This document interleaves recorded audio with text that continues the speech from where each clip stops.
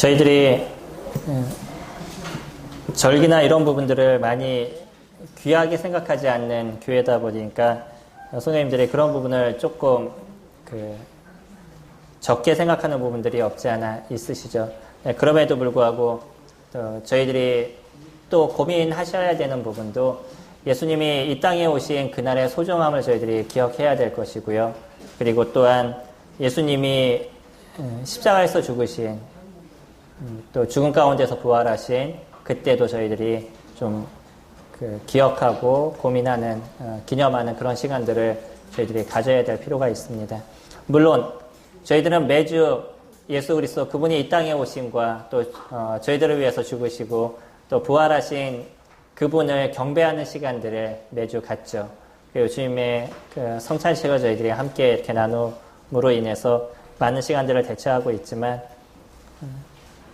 동일하게 예수 그리스도 그분이 이 땅에 오심에 대한 부분을 생각할 수 있는 그런 마음들이 있으시면 좋을 것 같습니다.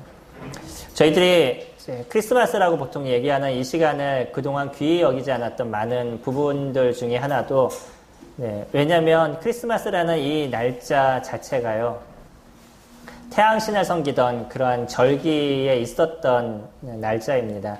마트라라는 그런 태양신을 섬기는 그런 그 날짜하고 예수 그리스도 오심의 그 날짜를 연결을 시켜놨어요. 그러다 보니까 저희들이 이러한 시간들을 귀히 여기지 않게 됐었는데, 이제 이게 로마가 기독교를 공식화시켰죠. 그게 콘스탄틴 대제가 313년에 기독교를 공식화시키고요. 이후 시간이 조금 더 지나서 데오도로스라는 그 황제가 380년 정도, 389년에 그때 공식적으로 기독교를 국교화로 시키게 됩니다. 이 기독교를 공식화시키고 나서는 무슨 문제가 발생하게 되냐면, 그러면 사람들을 하여금 어떻게 기독교인으로 만들 것인가 라는 생각을 갖게 되죠. 근데 그때 많이 섬기고 있었던 신이 누구였었냐면, 태양신인 마트라라는 신이었었어요. 그리고 그들이 어떤 날짜를 축제일로 이뤘냐면 태양신의 그 축제일이 있었습니다. 그 일이 12월 25일 이때와 맞아진 거예요. 그래서 이 시간을 예수 그리스도의 오심의 시간으로 대체시키면서 그들이 갖고 있었던 태양신을 섬기는 사람들의 마음을 기독교로 이렇게 흡수시키려는 그런 정치적인 모습이 있었던 게 크리스마스입니다. 그러다 보니까 이제 저희들은 이 날짜를 귀히 여기지 않게 됐었는데, 물론 뭐 그런 부분들도 있지만 저희가 조금 더 생각해야 할 부분은 어떤 거냐면, 예수님 그분이 이 땅에 오신 그 날짜도 저희들에게 소중하다는 거예요. 예수님이 만약에 이 땅에 오심이 없었다 그러면 그분의 죽으심도 없으신 겁니다. 성경에서 물론 이제 마태복음이나 누가복음만이 예수님이 이 땅에 오신 그 사건과 모습을 이야기를 해주고 있고요. 그리고 나머지 서신서는 모두가 예수님이 죽으심에 대한 건 다 서술을 해주고 있죠. 그렇기 때문에 더 소중한 거는 그분이 십자가에서 우리를 위해서 죽으신 것, 그리고 죽음 가운데 부활하신 것, 그것이 더 소중하고 아름다움의 모습이지만 시작이 없으면 끝이 없는 것처럼 저희가 이 날짜를 소중히 여길 수 있으면 좋을 것 같습니다. 그래서 어떤 날짜보다 이 날짜는 주님 앞에 나와서 경배하는 시간들이 되셔야 되는 거예요. 왜 많은 사람들이 이 시간에 취해서 그 가족을 위해 가족 시간들을 많이 갖고 연인을 만나고 친구들을 만나고 밤새 뭐 마시자 붙자 뭐 이런 시간들을 갖고는 있는데, 정작 그분을 경배하는 시간들을 저희가 안 갖는다 그러면 이거는 조금 우리가 고민해 봐야 될 부분들이 있는 거죠. 이런 면에 있어서 어떠한 시간보다도 이러한 시간들은 주님 앞에 나와서 경배하는 시간들을 가지실 수 있으면 좋을 것 같습니다. 오늘은 그 성찬절의 의미, 그 중요성에 대해서 같이 생각해보는 시간들을 갖기를 원합니다. 이 시간은 사실은 지난 시간에도 가졌어요. 똑같은 말씀을 갖고 교제했습니다. 기억나시나요? 대부분 안 나실 거예요. 그렇기 때문에 저희가 다시 한번 알아보는 시간 갖도록 하겠습니다. 누가복음 2장 14절 말씀입니다.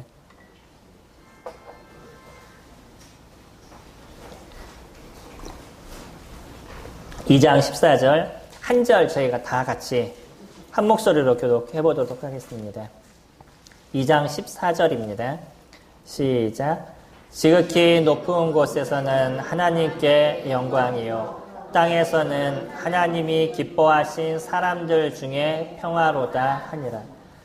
예수님이 이 땅에 오실 때 천사들이 했던 얘기가 이야기입니다. 딱 두 가지를 저희들에게 이야기해주고 있어요. 예수님이 이 땅에 오시면서 일어났던 일이 무엇이냐면 첫 번째, 지극히 높은 곳에서는 누구에게 영광이요? 하나님께 영광입니다. 두 번째요, 땅에서는 하나님이 기뻐하신 사람들 중에 평화로다. 재밌는 얘기가 있습니다. 평화가 이 땅 가운데 임했는데 누구에게 평화가 있다고요? 하나님이 기뻐하신 사람들 중에 평화라고 이야기를 하고 있어요. 예수님이 이 땅에 오셨었을 때 평화를 누리는 사람은 모든 사람이 아니라는 것이죠. 하나님은 모든 사람에게 평화를 주시고 싶었지만 그러나 그 평화를 누리는 사람은 모든 사람이 아니라는 겁니다. 누구만이 그 평화를 누리냐면 하나님이 기뻐하신 사람들, 그 사람들이 그 평화를 누린다는 거예요. 오늘은 그 두 가지를 한번 고민해보는 시간 갖도록 하겠습니다. 이것이 예수님이 이 땅에 오신 가장 큰 의의예요. 중요성입니다. 오셔야만 됐던 이유. 그분이 이 땅에 오심으로 인해서 하나님께서 진정한 영광을 받으셨어요. 지금까지 구약에 있었던 많은 사람들이 하나님을 위해서 섬겼던 사람들이 있고요. 그 이후로도 많은 사람들이 하나님을 위해서 살아갔던 많은 사람들이 있었는데 그러나 그 어떠한 것보다 하나님이 받으셨던 가장 큰 영광은 무엇이었냐면 그거는 예수 그리스도 그분이 이 땅에 오신 것이었어요. 예수 그리스도 그분 자체신 겁니다.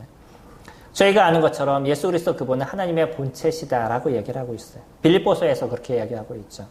예수 그리스도는 하나님의 본체심에도 불구하고 하나님 그 자체이심에도 불구하고 그분이 그 하늘의 모든 영광을 버리시고 이 땅에 오신 게 아들 예수 그리스도 그분이시라는 거예요. 가장 소중하고 가장 중요한 그 모든 것을 다 버리시고요. 그리고 이 땅에 오셨어요. 그리고 나가서 누구의 일을 이루신 거냐면 아버지 하나님의 말씀을 이루시는 일을 이루신 게 예수 그리스도 그분이신 겁니다. 예수님이 이 땅에 오셔서 하셨던 얘기가 있죠. 나는 내 스스로 일을 하지 않는다. 아버지 하나님께서 나에게 얘기하신 것, 아버지 하나님의 뜻을 따라서 나는 이곳에서 생활한다. 그렇게 얘기하고 계십니다. 우리 여기 잠깐 손을 놓으시고 요한복음 6장 38절 말씀 잠깐 보실까요? 요한복음 6장 38절에서 이렇게 표현을 하십니다. 내가 하늘에서 내려온 것은 내 뜻을 행하려 함이 아니요 나를 보내신 이의 뜻을 행하려 함이니라. 그분이 이 땅에 오신 이유는 아버지 하나님의 그 뜻을 행하기 위해서 이 땅에 오셨다라고 이야기하고 계셔요. 그래서 예수 그리스도 그분 자체는 무엇이었냐면 하나님 그분을 보여주는 모습이었습니다. 어떤 사람이 하나님을 보여주세요 라고 얘기했었을 때 그때 예수님이 뭐라고 얘기하셨냐면 나를 보는데 어떻게 하나님을 또 보여달라고 그러느냐라고 얘기를 하셔요. 다시 얘기하면 예수 그리스도 그분을 통해서 누구를 볼 수 있는 거냐면 하나님을 볼 수 있는 것이죠. 그러니까 예수 그리스도 그분은 하나님 그분 자체의 모습을 드러내고 계신다는 것이. 그러니까 예수 그리스도 그분이 이 땅에 오신 것이 누구에게 가장 큰 영광을 드리게 된 것이냐면 하나님 그분을 가장 높이는 하나님 그분에게 가장 큰 영광을 나타내는 일을 이루신 게 예수 그리스도 그분이시라는 거예요. 그리고 그분 스스로는 하나님이 어떠한 분인지에 대해서 드러내는 역할들을 이뤄가셨죠. 예수 그리스도 그분이 이 땅에서 하셨던 일들이 무엇이에요? 배고픈 자들을 먹이셨던 우리 오병이어 그 역사를 통해 가지고 그 작은 그 보리떡과 그 다음에 물고기 2마리 그걸 갖고 그 많은 사람들을 먹이셨던 역사를 이루셨어요. 하나님 그분이 우리를 먹이실 수 있다는 것을 보여주신 것이고요. 그리고 그분만이 그와 같은 능력과 역사를 드러내실 수 있는 분이라는 걸 저희들한테 나타내 주셨던 겁니다. 폭풍우를 잔잔케 하셨어요.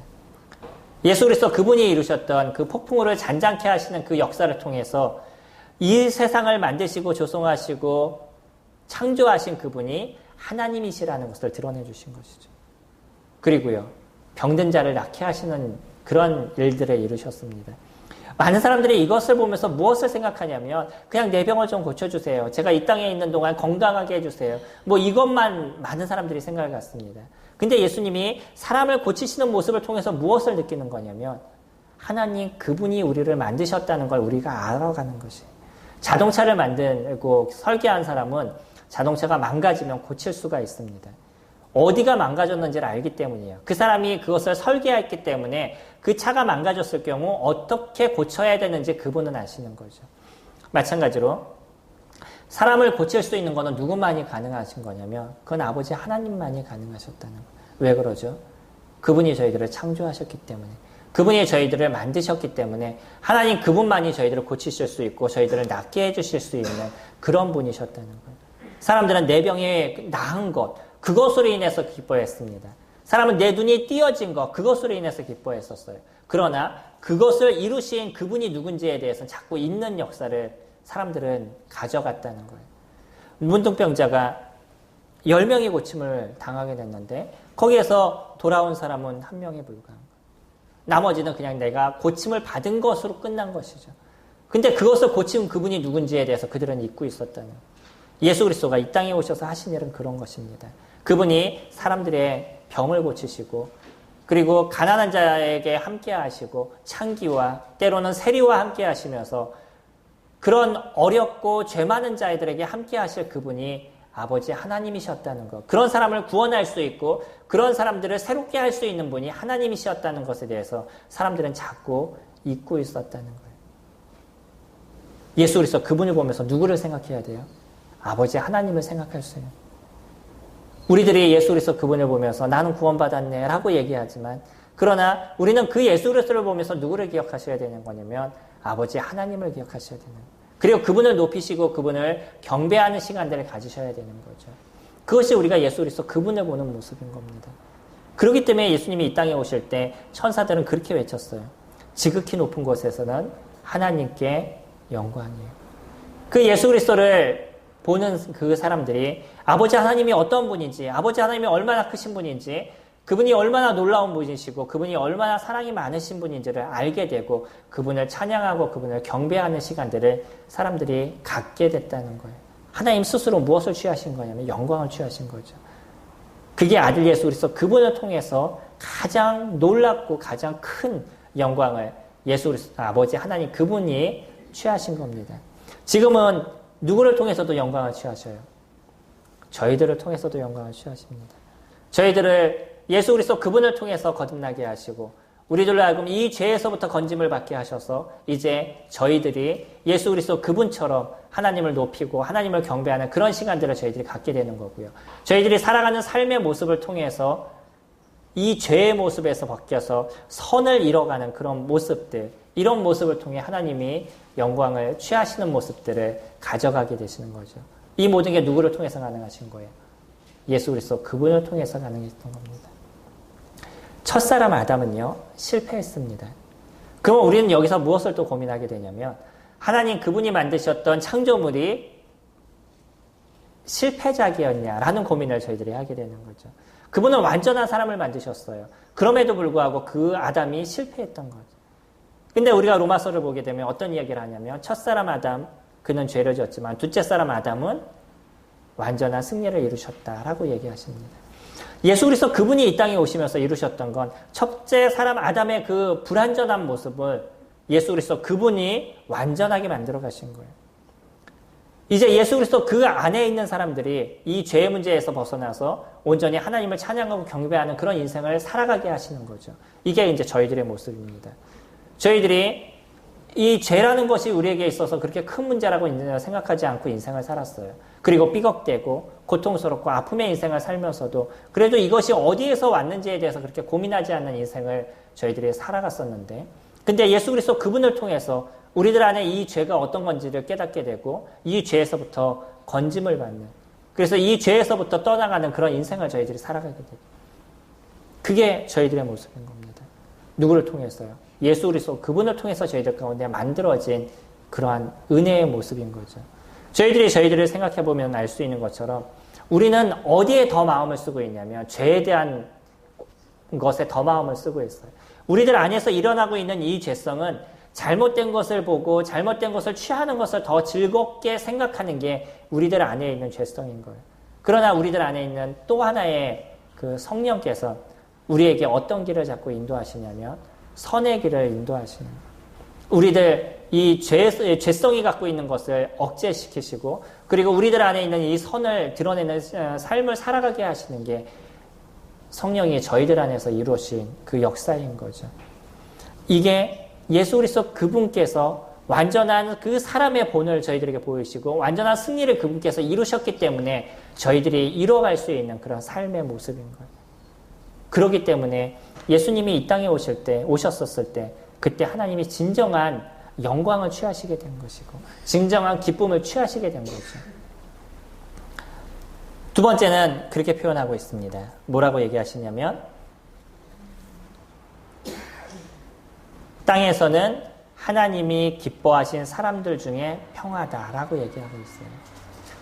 성도님들 평화를 누리시나요? 하나님이 주신 평화를 누리시는 겁니다. 누리셔야 되는 겁니다. 그것이 그리스도인들이 우리에게 준 은혜를 얻어가는 삶인 것이에요. 하나님 저희들에게 그것을 주신 겁니다. 저희가 2, 3일 전에 있었던 제천에서의 사고를 아시죠? 그 사람은 건강을 위해서 헬스장을 갔어요. 건강을 위해서 사우나를 갔습니다. 그러나 잠시 일어난 불로 인해서 그 많은 사람들이 한순간에 죽음을 당했어요. 왜? 건강을 위해서 좀 더 낫기 위해서 나은 삶을 살기 위해서 그들은 노력했고 그리고 그들이 잘못된 모습을 보인 것도 아닌 거죠. 그럼에도 불구하고 죽음을 당해야 되는 거예요. 어떤 사람은요. 서울에서부터 딸을 데리고 그 제천에 있는 그 어머님을 만나기 위해서 가서 우리 오랜만에 만났으니까 가서 그 사우나나 하죠. 그리고서는 목욕탕에 간 거예요. 거기서 세 분이 다 죽음을 당했어요. 손녀, 딸, 어머니. 그들이 무슨 잘못을 했어요? 근데 한순간에 죽음을 당했어요. 이것이 불완전한 인생의 모습인 겁니다. 내가 잘했기 때문에 나는 잘 살 것 같지만 그것이 아니라는 거예요. 어떤 사람은 아무 잘못을 하지 않았음에도 불구하고 길거리 가다 그냥 죽음을 당하는 경우들이 생겼어요. 우리 전번에 그거 기억하시나요? 어떤 아이가 중력을 시험한다고 아파트에서 벽돌을 던졌는데 그 밑에서 그 고양이 먹이 주겠다고 이렇게 나오셨던 분이 그냥 돌에 맞아서 죽음을 당하셨어요. 이해할 수 없는 문제가 발생해요. 이게 인생사인 겁니다. 내가 잘한다고 잘 살아갈 것 같지만 그러지 않아요. 내가 건강을 위해서 열심히 운동을 하면 오래 살 것 같지만 그러지 않아요. 우리들의 인생을 알 수가 없는 거예요. 그러니까 저희들이 살아갈 때 무엇에 대한 고통이 있냐면 계속 죽음에 대한 고통과 두려움을 끌어안고 인생을 살아가는 거예요. 조금 더 잘 살아가기 위해서 좋은 거 먹으려고 노력하고 유기농 먹으려고 노력하고 그리고 또 열심히 운동하려고 노력하고 제 친구들도 재밌더라고요. 요즘 얘기를 들어보니까 예전에는 그렇게 술 먹고 놀고 이런 걸 즐기던 애들이 요즘도 그러긴 하지만 매주마다 산에 가요. 건강을 챙기는 거죠, 나름대로. 이제 저도 50줄에 이제 올라서는 그런 나이가 되니까 친구들이 항상 산에 가서 자기 건강 챙기고 있더라고요. 그럼 좀 더 오래 살 것 같아서. 그러면 조금 더 건강하게 살 것 같아서. 물론 좋습니다. 그런 걸 뭐라고 얘기하는 게 아니에요. 그런데 그렇게 살아가서 우리가 잘 살아갈 수 있냐는 거예요. 그런 걸 통해서 우리가 죽음을 이겨갈 수 있고 그것을 통해서 우리들 안에 평안과 안식을 누리는 삶을 살아갈 수 있냐는 거예요. 산에 왜 매주 가시는지 아셔요? 안 가면 불안하니까요. 또 한편으로는. 내가 오늘 안 가면 조금 더 몸에 문제가 생길 것 같으니까 그러니까 또 산에 가는 거예요. 그냥 산에서 즐기시기 바랍니다. 그걸 우리에게 주신 하나님을 기억하실 수 있고 또 그렇게 운동을 할 수 있도록 주신 주님을 찬양하실 수 있는 그런 마음들이 되셨으면 좋겠어요. 그거 안 하면 큰 문제가 생길 것 같아가지고 안절부절하고 불안해가지고 인생을 살아가는 그런 저희들의 모습이 아니라 그것을 주시고 그것을 누릴 수 있도록 인도하시는 하나님을 경배할 수 있는 그런 저희들의 마음이 된다 그러면 그것처럼 더 좋은 게 어디 있겠어요. 이것이 하나님의 기뻐하심을 받은 자와 그러지 않은 자의 차이인 거예요. 평화를 누리는 사람과 평화를 누리지 못하는 사람의 차이인 것이죠. 죽음을 이기게 됐었을 때, 이 죽음의 공포에서 우리가 벗어나게 됐었을 때, 그때부터는 우리에게 있어서 진정한 쉼이 무엇인지를 알고 인생을 살아가게 됩니다. 그게 우리가 누리고 있는 겁니다. 그것이 성도님들이 누리시고 계시는 거예요. 예수 그리스도 그분을 통해서 평화를 누리셔야 되는 거예요. 예수 그리스도 그분을 통해서 안식을 누리셔야 되는 겁니다. 죄에 대한 공포는요, 우리로 인해서 이 죽음에서부터 벗어날 수 없는 그런 삶의 모습을 만들어 갔어요. 그러나 예수 그리스도 그분께서 이 땅에 오셔서 십자가에서 우리들의 죄를 다 사해 주심으로 인해 이제 우리들이 이 죄와 죽음의 공포에서 벗어나게 된 것이죠. 그러고 나니까 이제 저희들은 죽음을 이긴 자가 된 거예요. 죽음이 우리들로 하여금 어렵게 하지 않습니다. 다만 사람들과의 그 헤어짐에 대한 모습들, 이런 모습이 우리들로 인해서 조금의 안타까움과 또 연민의 모습은 저희들에게 있지만, 그러나 죽는 그 자체, 그것이 우리에게 어려움이 되지 않는다는 거예요. 많은 분들이 죽음 앞에서도 하나님을 만나는 기쁨을 이야기하실 수 있고, 또 예수 그리스도 그분을 만나는 것에 대해서 즐거움을 얻으실 수 있는 그런 거는 죽음의 공포가 우리를 붙잡지 않기 때문인 겁니다. 그리고 또 죽어서 모든 것이 끝난다는 그 아쉬움과 두려움이 우리 가운데 있지 않다는 거예요. 그것은 또 하나의 새로움을 만나는 그러한 여정이기 때문입니다. 그게 하나님이 우리에게 주신 축복의 첫 번째인 거예요. 죽음을 이기는 평화인 겁니다.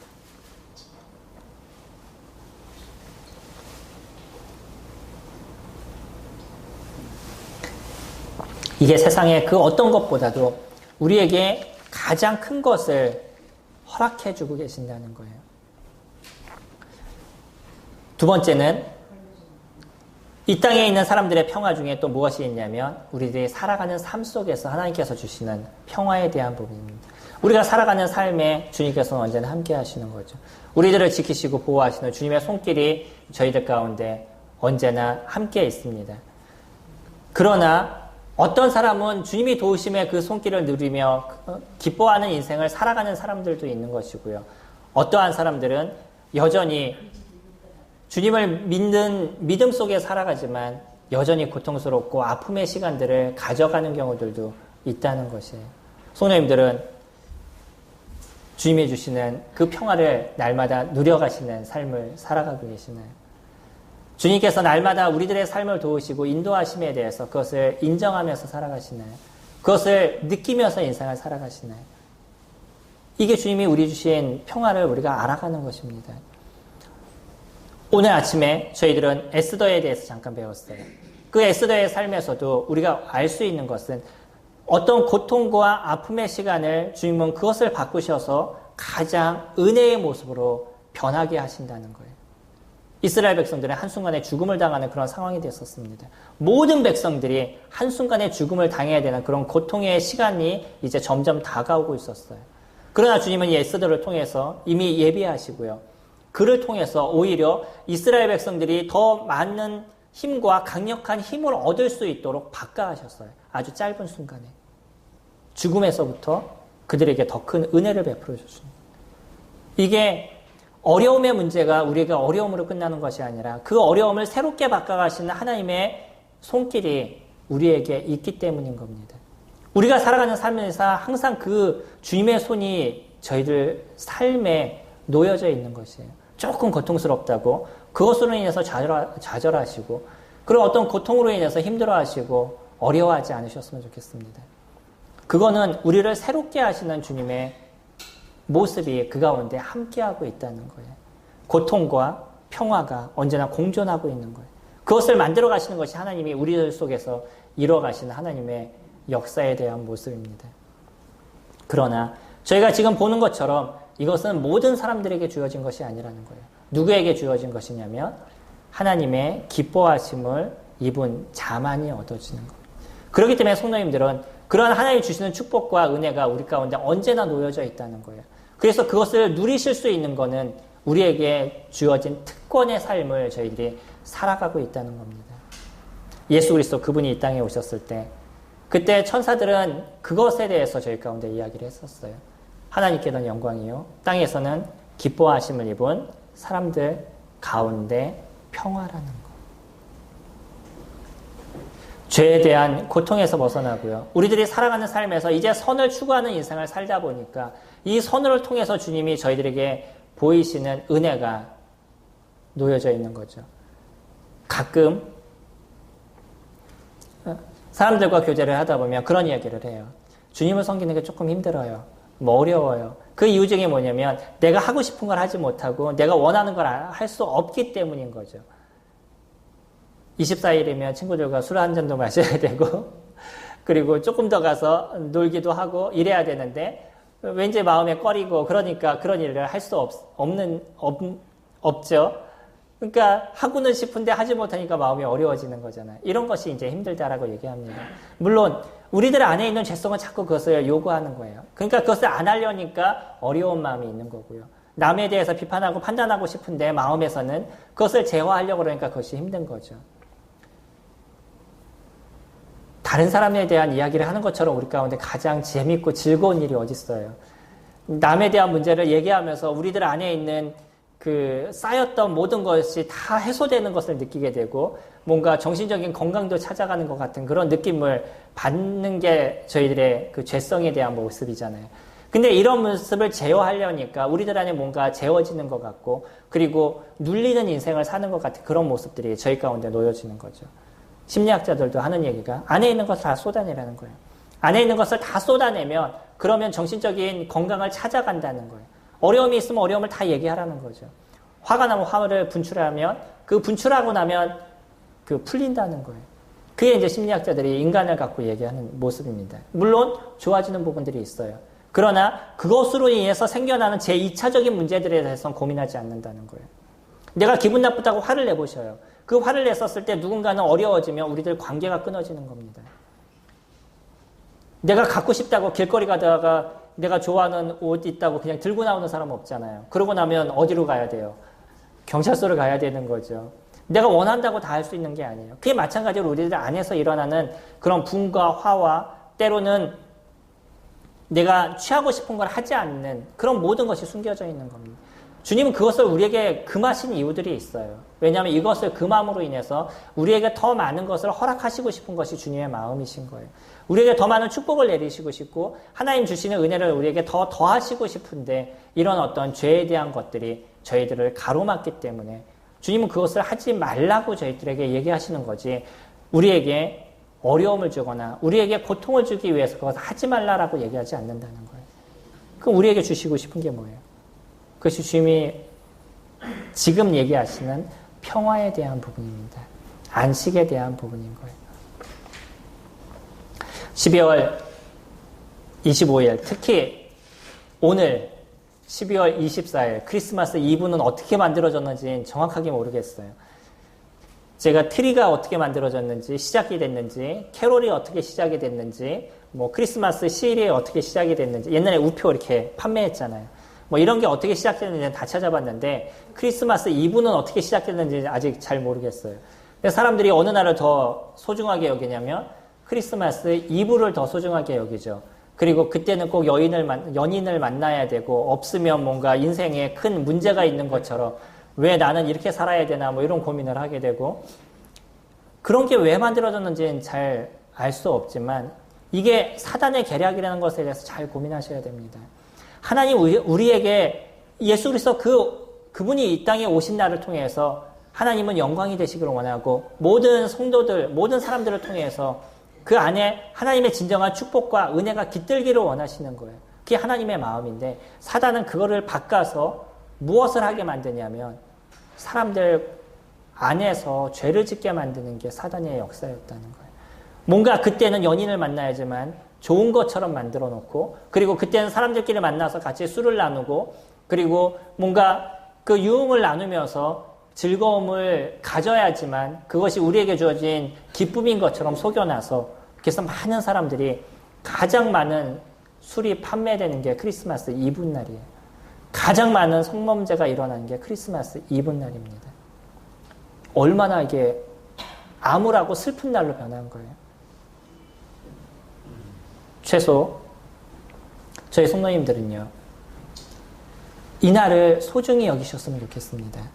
그리고 오늘 또 내일 성도님들과 같이 교제를 나누시면서 하나님을 높이시는 그런 시간들을 가지시고요.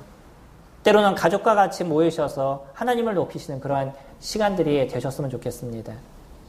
다만 그냥 크리스마스 이브니까 우리 가족끼리 뭔가 재밌는 걸 해야지 뭐 이런 개념이 아니시고요.